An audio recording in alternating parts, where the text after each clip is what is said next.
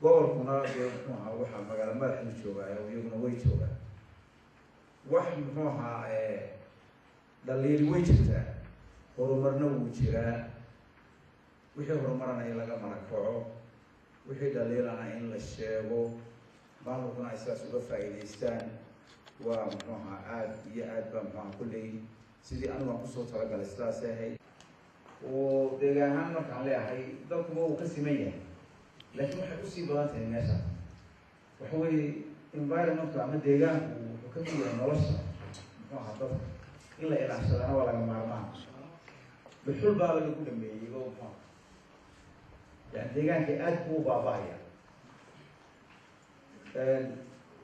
waxyaabaha ugu weynaan akray bakii waxaasaaba ka mid ah dadku inay khayraadkooda kale hadday beer tahay hadday xoola tahay hadday macalin tahay inay u jeestaan oo ay wax kala soo baxaan oo ay geedaha iyo dhirta iyo dhulka xooluhu ugu noolaanaya inay daystaan baa ayaa yaan usoo jeedin lahaa iyaga calaa kullin waxaan halkay kaga baxaya ama sidii shirka muxuu ahaa aniga la igu sheegay sidaasay ahayd dhammaantiin dadka waddanka gudihiisa jooga caawa kasoo qayb galay iyo dadka qodobka halkan jooga waan idin salaamaya waxaana idinku mahadcelinayaa sida sharafta aad uga soo qayb gashay shirkan aynu soo caawa isku xog waraysanayno inagoo jeclaynayno qof walba uu hadlo laakiin yani waqtiga inoo saamahaynin waxaan soo maray gobolka awdal hortaan waxaan la socday waxaa waddanka yimid gobolka awdal ayaa soo maray guud ahaan gobolka awdal haddii aan magaalada boorama ka bilaabo xeebaha waan tagnay sayda cabdulhaya runtii waxaad moodaa in ay ka jiraan dhibaatooyin aad fara badan dhalinyartii jaamacadaha ka baxday waa bilaasho shaqa la-aanta haysataa degaankii ay u dhasheen iyo gobolkii farmalooya caddo ilaa iyo hargeysa ka udhaxaysaa shaqaalo waxaa kaa dad kale oo degaan kala badan waa nada community oo communityga shaqaalo dhalinyartii waa bilaashaqa okay waxaa ka mid a goobaha canshuurta bariga ee degmada boorama waa ka mid kastamka boorama waa ka mid bangiga boorama waa ka mid xisaabiha gobolka boorama waa ka mid taliyaha elsia sakaarka oo inuu ka shaqeeyo maaha nigeedu luqad kale waa inuu meesha kusoo tagay kastamka laanta socdaalka loo yaqaano dhibaato badan ayaa ku haysta dadka reer awda waa inay iyagu maamulaan oo controla ma aha rijkooda in lagu terrorise gareeyo oo lagu maamulo waxaa jirta in ceel noqday oo rijka laga wada dubai waxay bixisay 23 burcas 10 baa la siiyey hargeysa 10 nin baa soo gaaray gobolka kuwait 119 boorama labo hargeysa 4 burcana waa labo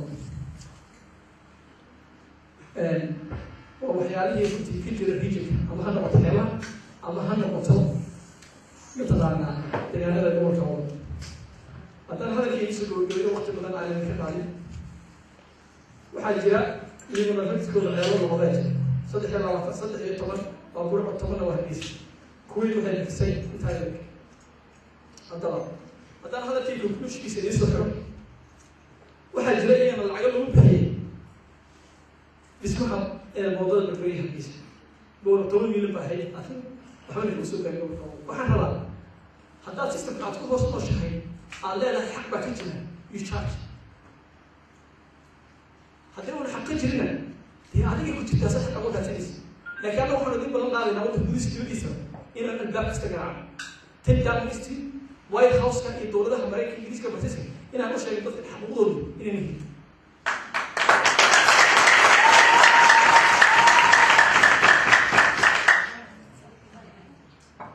waxa weeyaan water fund ayaa jira la siiyey maamulka hargeysa ka taliya waxaa jira 29 ilaa 30 inta udhaxaysa 29 ilaa 30 inta udhaxaysa milyan baa lagu bixiyay dee gobolka awdal miyuu baahan yahay xeelihii dadku waxaa weeye biyo dhimanaya waa kii axmed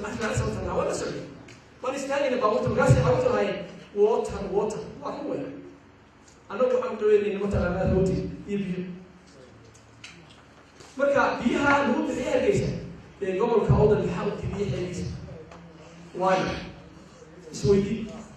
kuwa ku jira maamulka hargeysa waxaan leeyahay meesha waxaad u joogtaan dadka reer awdal haddaydan xuquuqda usoo tukayn أنا ضدك قاعد صوب عندك وتهود وداي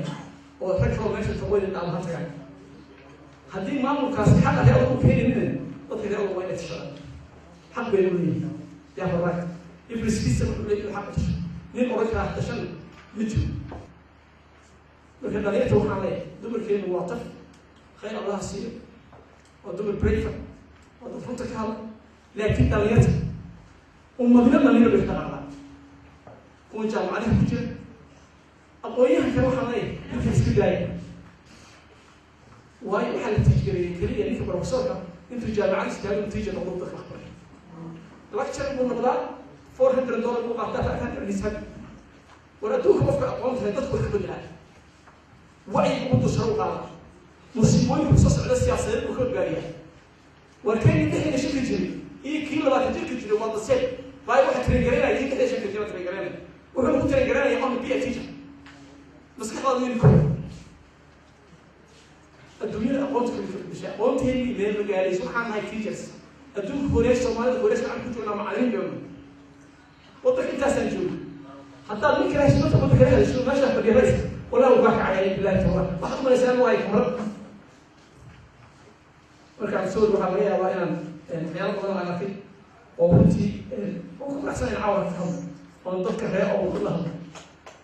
وحنا ليش يا جماعة اللي جاهل مهلنا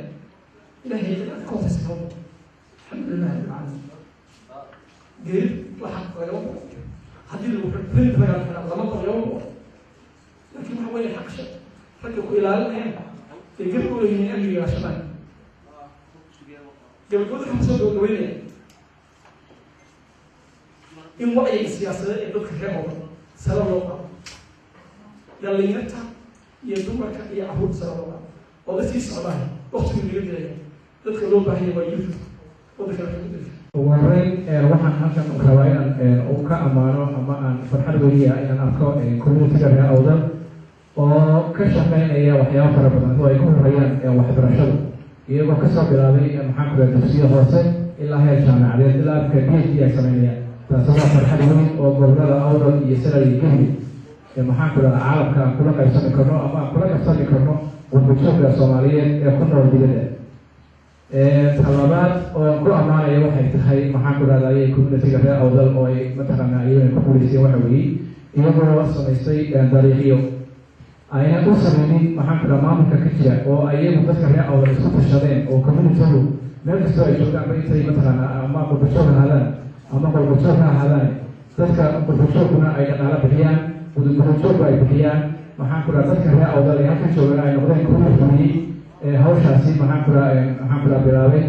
dadka in loo sameeyo dariiqyo ay maraan waayo waxaad arkaysaa magaalada Boorama dhowr dariiq baa jira hadda dhowrkaa dariiq waxa weeye waxay noqotay bilicdii magaalada ay kor u qaadeen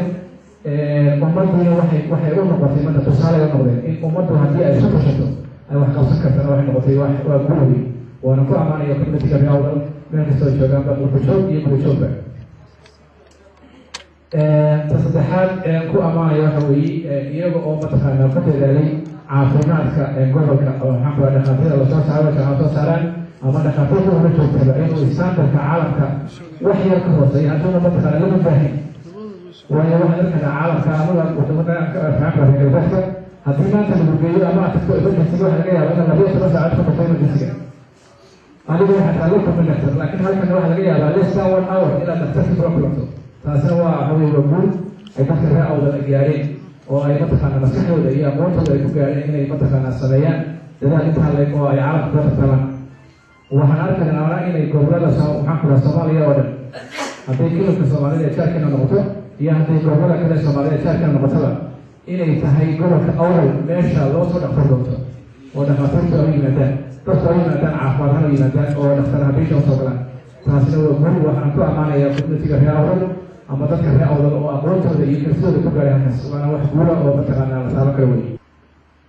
ta kale intaasi waxaa lagu soo korayaa mataqaanaa wixii aan ku arkay gobolka awdal maxaan ku leeyahay qalabka dadka reer awdal ay qabsadeen ta kale aan leeyahay mataqaanaa waxa weeye wixii aan dhalinyar ku arkay gobolka awdal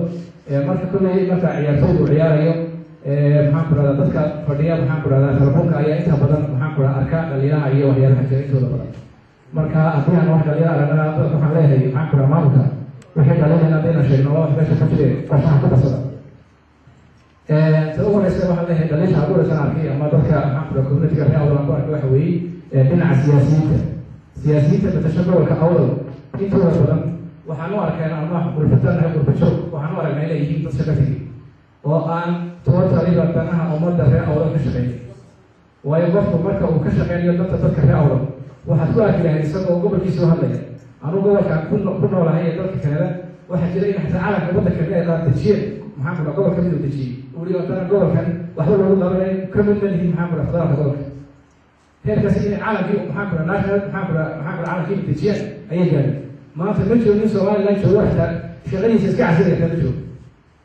oo isagoo danta reer awdal ka hadlaya nin is casiri karta ma joogo waayo waxaad moodaa ninkaasi haddii uu ayaado ama uu yidhahdo maanta waxa weeyaan danta reer awdal kuma jirto waxaa maanta meesha ka dhacdo lahdo nin odhanaya waa niyo danta reer awdal kuma jirto waa iscasilay saasay sharafta ku jirtaa ma jiro taasi marka waxay kutusataa inuu qofkaasi yahay qof shaqa taga marka laga hadlayo siyaasadaba siyaasaddu waa waxa haga ama mataqaana saldhiga u ah nolosha bulshada marka ku nool haddayna reer awdal siyaasadoodu noqonin mid balansa oo challenge garayn karta maxaa kala communitiyada kale ay kaarka yihiin waxay noqonaysaa arrintaasi inay ku saaqidaan siyaasadda ama ay ka hadhaan waana tamaanta keentay in maxaa ku dhahday aqoonyahankii la soo saaray jaamacadda xamuud soo saartay ee eera soo saartay inay tahriibaan ay badda ku dhitaan haddii ay jiri lahayd qorshe siyaasadeed oo maamulka halka ka jira ama mataqaana sistamka shaqeynaya maanta uu ugu talagalay communitigaasi ardadaa soo baxasa ardadu way tahriibteen badda lama gelin maanta adduunyada waddanka israa'iil oo waddanka ugu tirada yar la wey wax resource oo ay haystaan waxa jira waxle human resource wax ay soo saaraan haba yaraata waddankaas ma jiro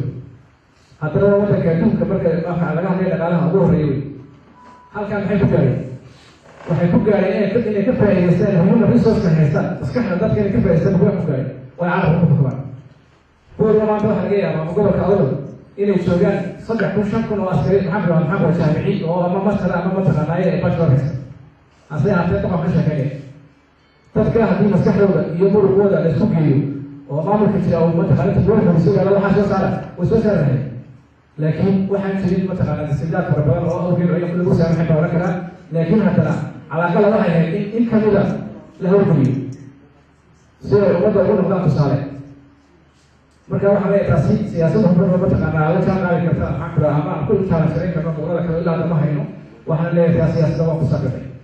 dhinaca kale waxaan odhan karaa bayac-musirka waa iyadoo waa ku saaqatay waayo haddayna siyaasadda hayn dee bayac-musir ma jiray bayac-musirkeenu dhammaantii wuxuu waxa weeya gobol eega jiray nin maanta gobolka awda wax soo dejiya welihi hadduna waa mid ama laba haddii kalena ma jiro marka waxaan u baahannahay inagu haddaynu siyaasadda imaado waxaynu abuuri karnaa dhaqaale abuuri karnaa haddaan dhaqaale abuurno dadka reer awdal waxa weeye resource haystaan muhiimda resource haystaan national resource haystaan waxa iyagoo isu geysan labada isu geynaya waxay samayn karaan inay la jaan qaadaan ummadda oo iyagu abuurtaan inay dekada abuurtaan inay daliila samaystaan inay laamiyada qurxistaan inay wax walba samaystaan waxay ku iman kartaa markaynu helno siyaasad jaan go-an oo la jaan qaadi karta maxaan ku dhaha deegaanada aan ku noolnahay maanta haddaan kasoo qaadno maxaa gobolada jaarkeena maxaan ku dhaha somaliland waxalla waxaan kasoo qaadi karna maanta oran karna waa siyaasad aan ku jihaysan bayac-musirka awdal ma jirto waayo dee inagu siyaasadda cidbaan kuwa noogu jiraana dadka naba watalaan marka dee waxa la samayn karaa military taasi waa taawey midda kale ee iyada ku dhaleeda waxaa kamid ah caburinta saxaafadda waxaa laga yaabaa maanta nin wariya oo gobolka awdal jooga hadduu maanta ka hadlo ama uu maanta wax ka sheego maxaa ku dhaha maamulka hargeysa wax ka sheego waa la xidhaya qofkaasi waxaa laga yaabaa inuu ka hadlayay wax danta guda ee gobolka ah haddii aan la soo dhaweyn qofka dhaliishiisa aan la sheegin qofkas ma sixi karo laakiin qofku waxuu saxi karaa marka dhaliishiisa loo sheego taasa ayaa horba lagu gaari kara marka waxa lagu gaari waxa weeye wadamadaasi waxa jira xusbi waxa jira maxaa walaal waxa jira dhowr xisbaa jira xusbi mucaarada jira xusbiga mucaaradka waxuu ka hadlaa dhaliisha xusbiga kale ayuu ka hadlaa sidaas kii marka xusbiga meesha fadhiya markaasi ama xusbi xaakimkii waxa uu ka faa'iidaystaa wixii loo sheegay haddii laakiin qofkii dhaliisha sheegayay aan yaano aan sheeg loo taxaawdo qofka hore wax sheegay markaas ma jooga small barriers wax ka sheegi kara markaas maamulka oo ma jiro ninkii dowlada keento awoodiis kuma doodo qabiilku kuturka oo wuxuu dhaha hebel baan maanta oo ninka markaa maamulka jooga qolo sheegtaa markaas macnaha wuxuu leeyahay awoodiis kuma doodo oo wax kuma fuliyo waxa weeye waxaa ka hadlaa inuu qoyan yahay marta qabiilka ku jirta oo dowla fahaya wuxuu maxkamadda dowliga iyo santaa dowladda hoose waa tukaan ikraysto oo inta baan dilaalo qolba qolna isbedesha dowladda hoose waad aragteen marka waxaan baa reer dowladda dowladda soo maxaa reer ahleehay oo nabadda waxba qabta oo mataqaana wixii dhalinyaro soo jeediya qaata intaas waxaan kusoo gabagabeyn doona kali maxaan kula si maxkamada ka hadlaan doonay laakiin waxa weeyaan waan soo gaabinayaa waqtiga oo maxaan kula dheer awgeed waxaan leeyahay dadka reer awdal waxaan ku gawaabinayaa oon leeyahay inaad codkiina aad waxaad doonaysaan ku sheegataan dowlad iyadan kaga baqin mataqaana xaqiina idinkoo maxaan kula uga fadhiisan cid kale waxaad doonaysaan waxa weeye inaad codkiina ood ku doontaan kiisii wax ka dhisnay an waxaa idhahdaa somaliland waxa weeyaan waa guri la isugu tegay oo nin kasta u wax keenay nin baa laba keenay nin baa stambar keenay nin baa jiingad keenay ninba wax u keenay waa la dhistay markii aqalkii la dhistay ee dadkii isugu tegay dhisteen dee dadka waa inay wada galaan roob baa day roobkii markuu doo roob mahiigaan yimaado muxuu oranayaa qofkiiba qof kastiba dee gurigii waa inaan galo nin baa albaabka u joogsaday waa shitoon baa laga dhigay markaasuu yaa waa geli igoo laadaha geli adu soo soco marsooniga ka wareeyay maaha gabadha meel yar joog adigu yar joog waana runtii iga qaanka saqafka saraajiigada anaa ma keenay aasaaska horena hoosona anaa lahaa marka kiraayna waxau leey adigu waad wanaagsan tahay adigu hooyadii baa tahay ha hadli ducaan kugu daray ducaan kugu daray haba hadliga markaasu baan farxayna allahu akbar ila reerkooda waa in ammaano basba markaasuu leeyahay wallaahi inagu wanaagga iyo khayrka ayaan haysanaayo dadal janno aan nahayo wanaagu baan ilaalinaa waa nabiga ku saliya horta halka waxaa isugu nimid horta nin qof kasta siduu doona ha u micnayso se runta haddaa laga hadli waayo runta haddaa taabsanayso runtu qofka way ka dhexaysaaye badisho waxa weeyaan ilaahay rag buu ka dhigay ummadda ilaahay qolo kastaba qayb kastaba ilaahay meel ku dejiyey meesha ilaahay ku dejiyey ilaahay muxuu kaa rabaa inaad wax ku soo kordhiso waa inaad jidad samaysid waa inaad bad samaysatid waa inaad heri bad dhisatid markaasi markaad adigu isqiimaysid ayuu ilaahayna ku qiimayni dadkuna way ku qiimayni maanta maxaa la leeyahay hargeysa nin baad ayaa walaajiyadii nin baad ku tashaday moogtahay anu personally waxaan qabaanin qof dadaalay inuu hargeysa dhisay uu airportka dhisay uu berbere sameeyey uu meel kastaba sameeyey seenaga maxaa lagaga rabaa ma inaan daawano war ma inaan daawano waa inaan inaguna isku tashano haddaba tashigii qaybo badan buu noqonaya tashigii ayaa qaybo badan noqonaya sidaad u tashanaysaa waa inaan u tashana aayaheenna haddaba sidaan ugu tashanayna waxaan u tashanaa gacmahaan isqabsanayna ilahay wuxuu le waxtasimuu bixabli illahi jamiican walaa tafaraqu haddii aan isqabsanno oon gacmaha isqabsanno raggeena dumarkeena ka dibadda jooga ka gudaha jooga ka wasiirka ka maamulka haya ka suldaanka ka geerashadaha dhammaanteenba haddii gacantaas qabanahe albaabkaa jabinayna haada daar aljuhud adduunyadeeda waa daarti dadaalka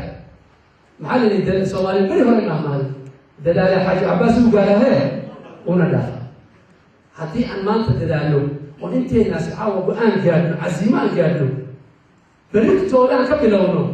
nin kasta aduu gurigiisii iyo hooyadii iyo dadkiisii kula noqdo waxaan arki doonaa sanad waan taabsanaynaa sanad baan taabsan doonaa insha allahu tacala eribood baan kasoo dhaadhici doonaa waxaad arki doonaa kalluunki iyo wasaylac iyo lughayo bay nooga imanaya oo baabuurta soo qaadayaan tagsiga laga soo raaco ee lughayo ama saylac in yimaado ooy taasina wax dheerba maaha waxay ugu fiican tahay maxay dad isku caqliya isku fikira isku hamiya isku dadaala bas ninka arkay dibdaba u arkay baalagaariga baalka la idhahda la koro labada dhinac baa laga xidhaa maxaa nin baa weydiya maxaas looga xidho xidhi baabuurka xaggaa soo socda inuu eegin inuu didayaa xaggaa muu socda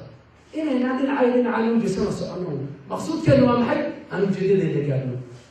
markaan intaa samaysano waxaad noqon doontiin ashrafu nnaas dadka ugu qaalisan مثلا دبي حمهين حمهين انت اساس النظر اي نوع حمهين هذا ما حي نقدان وحي نقدان يعني وحي قالين اني بلابان كوم وحي اساسا يرك شيخ زاهد الشيخ زاهد وين الرك صار لكم مواطن هنا صار لنا اوف مواطن هنا صار ودليل سجع متعلم qof mutacalima oo wax ku kordhiya dadka in la soo saaro marka inaguna haddii aan nidaam ka qaadano waxaan noqonaynaa dadka ugu sarreeya se inagu maanta maxaan soo saarnaa mutacalim waa dad alxamdulilah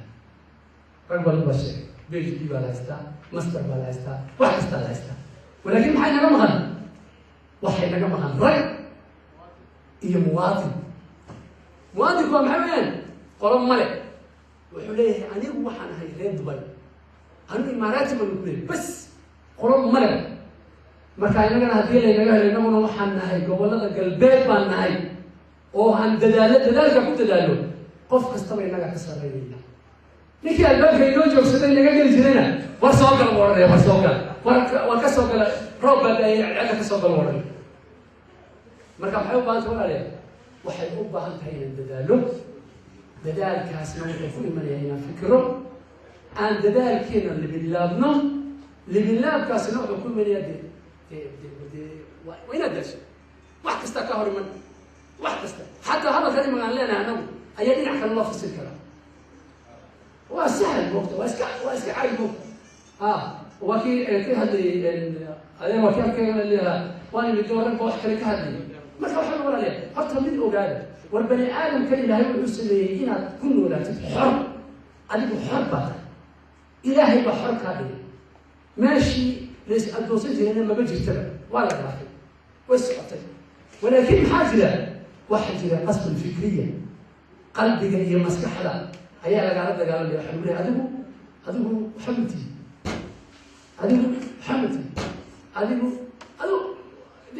وسيدي اللي شيء أقل مبلغ حيادي إذا كنت مقصد مبلغ حيادي سوين ورت الرئيس مبلغ حيادي ما كان الرئيس كذي وربنا كنت دقا رئيس مبلغ حيادي كحول ورايا الحال هذا إن قلبي لينا كسر روحه أنا ودي أقولونه إن قبل لينا أن هرم مرينه إن عندنا عايدين عمدنا إيه أن هرم مرينه وحي نمري ما دنا هاي وين شيخ محمد وراني ما دقالم وراني مي بس بيرو وسابي ما صبر وحي نمري ما دنا إن عم صبر ولا ما حي واحد صبر هذا صبرته أو دداشي قلات نكون شبيه أو دداشي دي ما فرق هدما وإلا ددال كاس قلات كجبينية بريت روح على الدنيا إنه واحد استصلي سنة مركب وحلا يقرب وراني إنه على كينا هوجتهم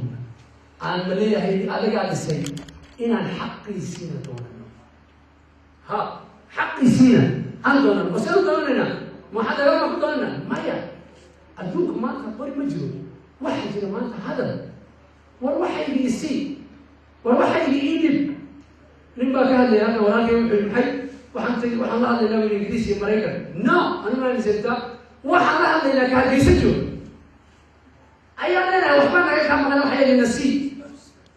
وحيد النسي أو ما محي هذه أن يعني ضعيف هاي هذه كرامة له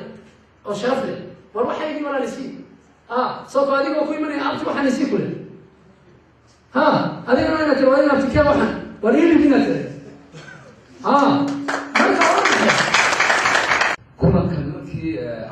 hargeysa ku maqnaadunti kulankan sida aan u arkayay iyo aqoonta aan u leeyahay dadka hawshan qabanqaabinayay iyo dareenka laga qaatay sida xun loo turjumay isma lahayn runtii taaban ka cudur daaranaya waan ka raali gelinayaa nimankii soo qabanqaabiyay hawshan waxa uun dhici kartaa in mid inaga mid ah xoogaa si qiira leh oo ku hadlo waxaan u arkayaa uun inay tahay dhaliil u muuqata inuu hadalku la yar waraado la dareema Soomaaliga waaweynaa saaxiibkii Foosi oo qurbajoogii ugu horeeyay ee yimi halkan runtii in badan oo wada joognay waana ka wada hadalnay ishuugan waana mid muhiim ah in istuusiyo hadduu qurbajoog yahay iyo hadduu yahay qolqoljoog. kolley wax badan buu ka hadlay maxamed cabdillaahi wafsiyo town plank waa runtii waxna waanu ka qabanay waxna waa naga qabiyo waayo waxaan joognaa less than 8 months waxaan qaban karno timeka aan joogno waa la garan karaya inta ka dhimana waxaan doonaynaa inaanu qabano insha allahu annaga oo idinka kaashanayna waa in laga hadlo saylac iyo arrimaheega cashuurta kolley waxaa presska kordhiya waxaan u malaynaya wata system dawliya ka jira wareegto madaxweynuhu soo saaray xilli hore ayay jirtay dib oo u jadiiday daahirayaala kaahin ayay jirtay laakiin haddana waxyaabaha noocaasi wadatashi uu ku iman karaa in hawsha laga hadlo oo la yidhaahdo warbal halkaasi aynu dadka ugu noolayno oo dad badan oo tahriibi lahaa ay uga baqan tahriibka inaynu bahalkaa xoogaa discount aynu samayno ama hoos loo dhigo xagga cashuurta maalgelinta waddanka waxay ahayd idinkaa laydinka fadhiyaa shaqooyinka waa laka leeyahay idinka ayaa laydinka fadhiyaa inaad waddanka maal gashataan oo aada roolkeedii buuxisaan idinkaa laydinka fadhiyaa dhaliisha aynu leenahay qof baa wax ku imanaya hawlo hayay dhaliilo badan ku imanaya waa lagu dhaliilayaa wuxuu arkayaa qabyo badan oo ku jirta haddii aad weydiiso wuxuu qoranayaa war waxaan iyo waxaan maxaa sida u qortay ilaahay baa qoray war ilaahayaynaan dhaliisha inagu aynu leenahay kula gurguranaynin aynu dhaliisha aynu leenahay aynu qaadano war dadka qurba jooga gobolada kale iyagaa dhistay sidii sheekh axmed awakan ka sheegayay cid hortayna caburinaysaa ma jirto waxaan ku dhaliilayaa saaxiibadii qaar ka mid ah weli qof la yidhi ma hadli kartid ma jiro qof la yidhi berbera uma shaqa tegi kartid ma jiro qof la yidhi burco uma shaqa tegi kartid ma jiro laakiin maxaa meesha yaalla innaga ayaanu nagu jirin damacaas xaqiiq markaynu ka hadalno damacaas inaga naguma jiro waxaan dhiiri gelinayaa dadka ku celcelinaya hadalka inaynu ku dhiirano xaqa qaabka aynu doonaynaana waa inaynu ku dhiirano halka aynu ka shaqaysan karno aynu xaqeena kasoo qaadan karno inaynu tagno laakiin haddii aynu inagu tegi kari weyno waa nasiib daro inaynu ku eedayno maaha cidyo kale xaqyada markaynu ka hadalno dowladda somaliland in hala kala badsado xaqa hala kala badsado idima odhanayo waa fair oo waa si fiican baa loo qaybiyey dhaliilo waa iman kartaa laakiin dhaliisha timi roolkeedii aynu qaadano ayaan leeyahay anugu xaqiiq markaynu ka hadalno roolkeedii aynu qaadano marka laynagu diido aynu ka hadalno marka dowladda somaliland laba halgan bay soo gashay halgankii snm iyo halgankii dhisida dowladnimo waa kii snm iyagu ku gaar ahaa laakiin kii dhisida dowladdu dee innaga ayuu nagu gaar ahaa innaga ayaa kow ka ahay calan haddii la sameynayo dastuur haddii la sameynayo gogol haddii la goglayo waxa inagu aynu iska dhinay waa inaan cidda ku eedayn way furan tahay doodu waxaan ku dhiirigelinaya mutacalimiinta gobolada awdal iyo siden waa inay dibeyt qabtaan oy la doodaan way xaqaygu waa u yaraaday mar walba reer awdal ay wax u dhaleynayaan mar walba ay u cabanayaan cabashaduma mid aynu u dhalanayba mise waa mid jirta oo laynagu keenay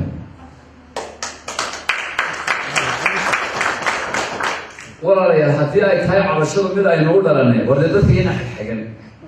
haddii ay tahay mid laynagu keenay si waaqaca aynu iskugu qancino kadibna aynu dariiqa wada qaadno laakiin sidii dameerkii dirgabe labada dhinac laga xidhay haddaynu eegno qofka la soo magacaabay si dariiqa ugu tukado halka boos haddaynu inoo booska hibilaha laygu soo qoro waana sibdar war waxaynu soo kordhino laakiin qofkii keliya amayna la daadegin qof keliya dariiqa ku tegi ama asxaaba uu leeyahay wasiira ayna shacabka ama cid kale ha u labi garaysee qofka lagu soo qoro baa laleeyahay meesha hebel waa meesha hebel la odhan maayo waa meel kale oo cusub la odhan maayo waxay naga dhiman waxyaabaha noocaas xaqiiqa aynu ka hadalno walaalaya marka aynu ka hadlayno community-ga waa dadku markay isku tiirsan yihiin ay in wax la wada qabsado ay ku heshiiyaan in la tashado ay ku heshiiyaan in la istaageero ay ku heshiiyaan in la istilmaamo ay ku heshiiyaan ayay gaadhayaan himilada iyo hadafka ay leeyihiin laakiin haddii mid walba midka kale kasoo horjeedo waxba gaadhi mayno horumar ta aynu u baahannahay waxa weeye inaynu istaageerno oo maanta hadduu cumar fikir wanaagsan keeno inaynu nidhaahno maaha wax kaloo taageeray wax kaloo caynkan waxbaa ku jira maxaanu fogna waxaa ku jira isaga war hadalkiisa fiican aynu qaadano